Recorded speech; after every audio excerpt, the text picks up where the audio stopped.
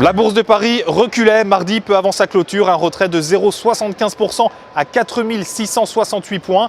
La faute à une enquête favorable de la BCE sur l'octroi de crédit, une enquête qui écarte donc la perspective d'un renforcement de son programme de rachat d'actifs. ArcelorMittal et Total baissaient dans le sillage du cours des matières premières. Et dans l'actualité, on s'est intéressé également à Sartorius Stedim Biotech, le fournisseur d'équipements et de services pour l'industrie pharmaceutique, qui a fait état mardi d'une croissance à 2 chiffres de ses prises de commandes et de son chiffre d'affaires à fin septembre. Le groupe affiche sur les 9 premiers mois de l'année 2015 un chiffre d'affaires de près de 661 millions d'euros contre 494 sur la même période en 2014, soit une hausse de 22,7% à taux de change constant.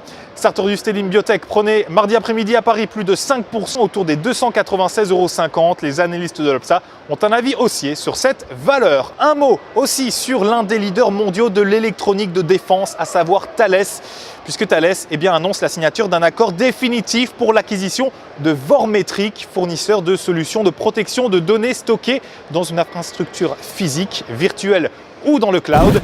La transaction d'un montant de 400 millions de dollars devrait être finalisée au cours du premier trimestre 2016.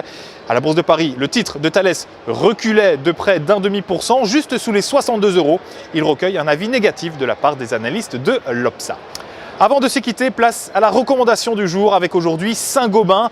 L'ouverture en trou de cotation haussier de 19 octobre relance la dynamique positive sur le titre du groupe, titre qui casse une zone de consolidation en place depuis le 5 octobre.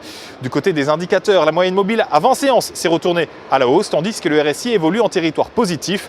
Ainsi, tant que 57,10 € reste support, une poursuite de la tendance haussière est attendue en direction de 63,50 € et 67,40 €. Quant à la stratégie conseillée pour cette valeur Saint-Gobain, on la découvre ensemble avec l'achat du warrant put 6830T d'Unicredit, prix d'exercice 40 €, date de maturité établie elle au 16 mars 2016. Pour Trading Central, en direct ici depuis le New York Stock Exchange, c'était Sébastien Giron. Je vous souhaite à toutes et tous une excellente fin de journée. À très bientôt.